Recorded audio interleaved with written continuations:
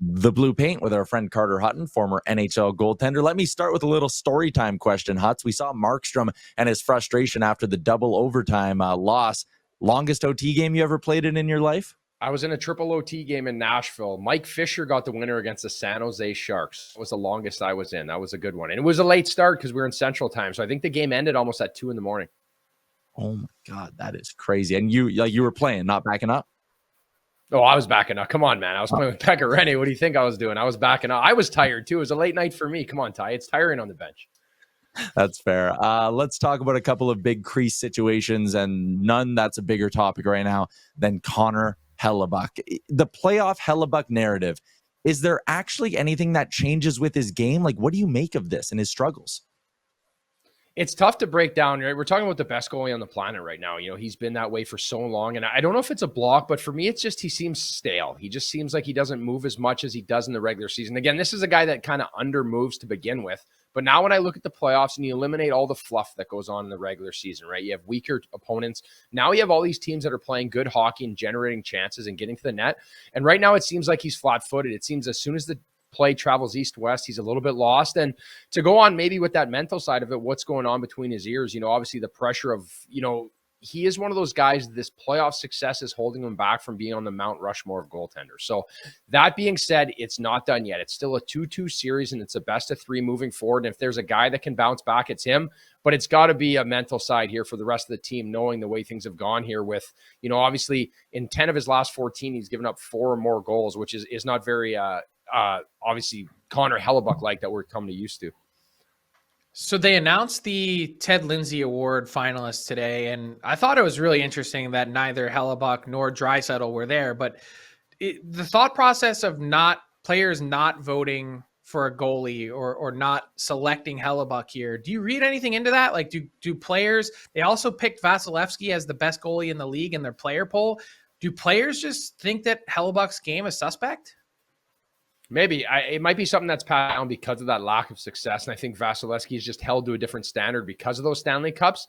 And I also think it's like the flair to his game, right, Frank? Like, he doesn't really give you a lot of, and again, like, this is something that I always struggled with as a goalie, where when I would try to make a glove save, I just try to catch the puck. And I try to be where if you catch the puck and you do a little windmill, everybody in the crowd cheers. And sometimes players aren't as knowledgeable about the position as the actual goalies or the goalie coaches or the management, where Hellebuyck is just simple. He lets the game come to him. He uses his body, uses his size, he uses his smart. And from his interview the other day, he obviously studies position more than anybody. That was a very interesting interview from an interesting goalie. But that being said, I think it is just the fact that players hold those goalies with such high standards because of their Stanley Cup accolades.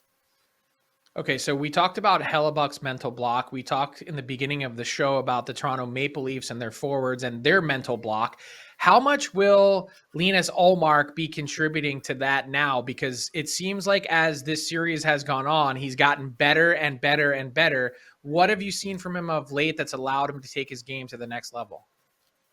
Okay, so the same thing as I talk about being a little flat on his edges, when I watched Linus in that first couple games, he just looks so locked in, especially game 2, where there's a few plays. Morgan Riley scored backdoor where he's already down. He's already kind of locked in his edges. He doesn't have any lateral movement to his play.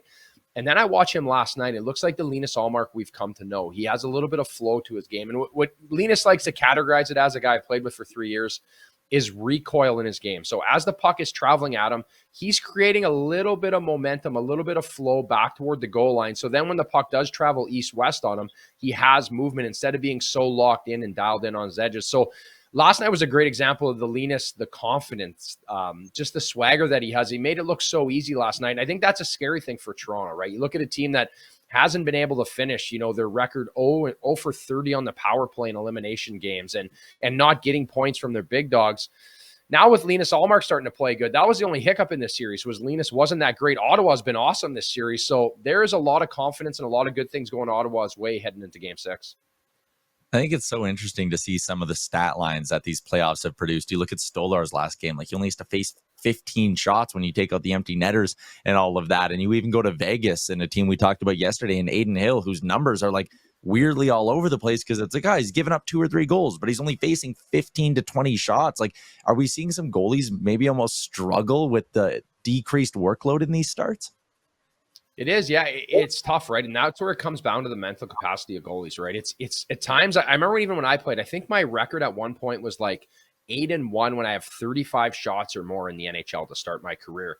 And then, obviously that says what I was doing when I wasn't getting 35 shots, because that's where it comes with the experience, and that where it comes with the pedigree to be able to stay in the game when you don't have a flow. And circling back to goalies like Carey Price and Martin Brodeur, where they were getting a lot of action at times when Carey played for Team Canada or Brodeur was with those Devils.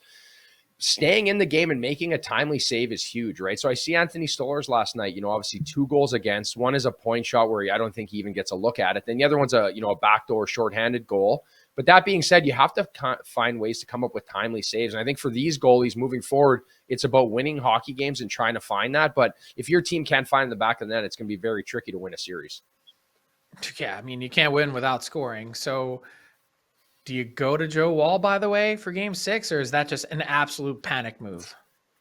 I think a panic move, Frank. Honestly, you look at Stolarz, right? You can judge his game a little bit, maybe in game 4, where he played and fighting it a bit. But I think he's been solid. And when I think of Craig Berube, I think of an old school guy. I think he's anointed Anthony Stolarz as his guy. This is it. He's been through this run with Binnington. And Binnington was kind of Jekyll and Hyde during that playoff run as well, right? There were some nights where he wasn't great, and then the Blues would play well, and it went hand in hand. So I think at this point, you're kind of riding or dying, because if you're not going to score, it doesn't matter who the heck's in net.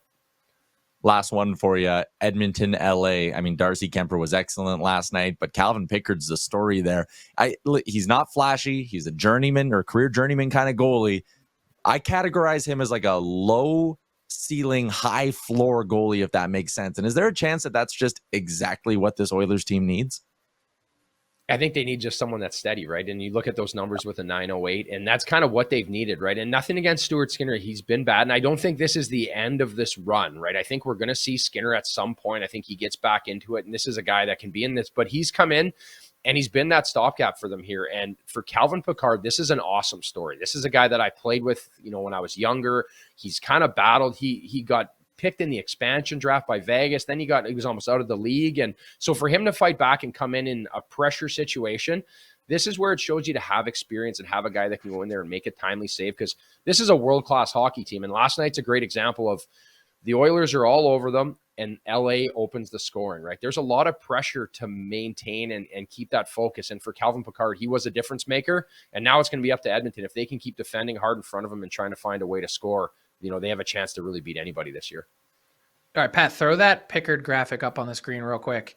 Laying in bed last night, watching the game, my wife knows jack shit about hockey, does not watch it, does not care. And she goes, how many guys wear that throat dangler thing? And I was like, you know what? I haven't seen a guy wear that in forever. How many guys do wear that?